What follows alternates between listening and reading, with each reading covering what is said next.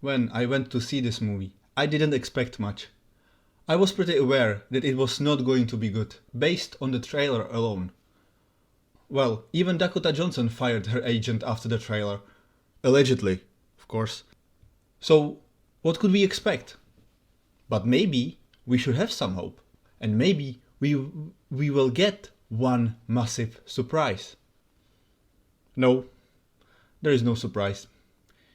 It is exactly what we expected. This movie doesn't waste any time. It starts horribly from the beginning. Cassandra's mother is 9 months pregnant and in the middle of the Amazon forest, researching spiders and looking for special spider with super abilities. By the way, even if the movie tries to explain why the mother is in the jungle researching spiders in the last stage of pregnancy, nah. The explanation is not very good. It's actually because doctors tell her that Cassandra will be born very sick or with some serious medical problems, so she decides to find this special spider to cure her.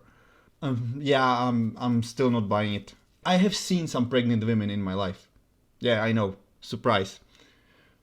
I can't imagine any of them in the last stage of pregnancy being in the middle of tropical forest. It just can't. No matter what are the stakes. So, the main bad guy, Ezekiel, is there with the mother. And when the mother finds the spider, he betrays her, shoots her, steals the spider, and escapes. The shot pregnant woman is then saved by spider people who live in the forest. Yeah, they are just spider people. They got bitten by the special spiders and now they have superpowers. That's just how it is. Deal with it. Well, they actually don't save her. They try, I think. Well, at least they say they tried to save her. They just let her be bitten by a special spider and then she dies and Cassandra is born. Then the baby Cassandra somehow gets from the middle of nowhere in Amazon to New York and is raised by foster parents. How she got there? I don't know. I guess we don't need to know. Fast forward to the early 2000s. Cassandra is a paramedic and she works with Ben Parker. Yes, with that Ben Parker. With Uncle Ben. During an accident, when she nearly dies, her powers wake up. For some reason. And her superpowers are seeing the future. But don't worry, they will never do anything interesting or fun with those powers. Always just the basic minimum, and sometimes not even that. So throughout the movie, Cassandra is trying to save 3 girls from Ezekiel, who wants to kill them, because he had a vision that in the future, all these 3 girls will get superpowers, and they will become spider girls, or something like that, and they will kill him in the future. So he tries to stop them before they get their powers. How Cassandra gets to these 3 girls, you ask? Well, all of them are on the same train as her when Ezekiel wants to kill them. Very lucky. Cassandra saves them from Ezekiel, but for some reason she is looked for by the police for kidnapping these girls. But nobody is looking for Ezekiel, who literally attacked multiple police officers. But that is something that happens multiple times during the movie. Ezekiel is walking everywhere, sometimes even without his face mask, but still with a suit. And it's like he is completely invisible to the world. And the only people who can see him are our heroes. And it's not that, he is not invisible. But for some reason, world is acting like he is. This whole world stops when Cassandra is not on the screen. You have that feeling while watching this movie. Literally, when Cassandra is not present, nothing in the world is happening and everything is on pause. And the world feels empty and dead. The biggest example of this is when in the middle of the movie, Cassandra drops the girls at Uncle Ben's house and goes to Peru to find the spider people in the middle of Amazon.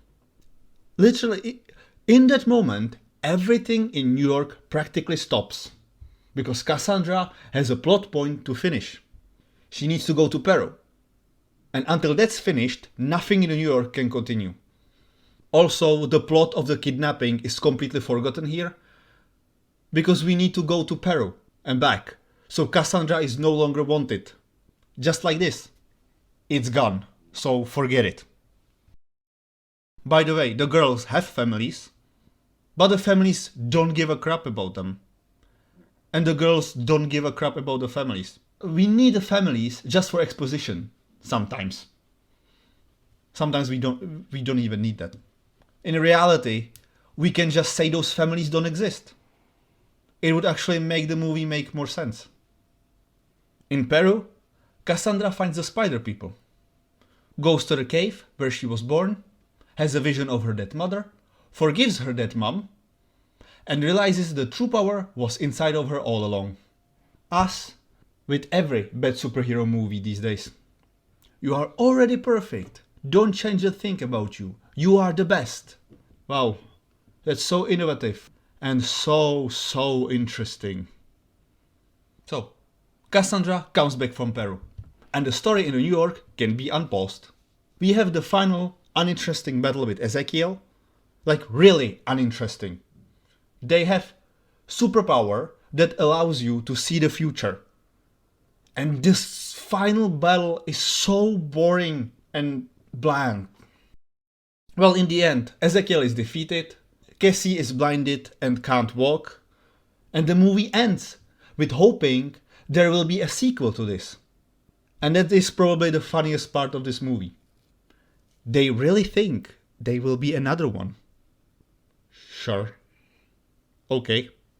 I have heard and read many times that Madame Web is like early 2000 superhero movie. But no, I don't think so. I think that's an insult to those movies back in the day. This movie is a garbled, disjointed mess with terrible editing, writing and horrible effects. Acting is nothing special. I guess actors and actresses are doing their job. But there is nothing to remember about the acting. Oh, I forgot to say in the beginning of this video that this is a spoiler review. Well, let's be honest, nobody cares about this movie, and nobody should. SpacMonkish, signing off.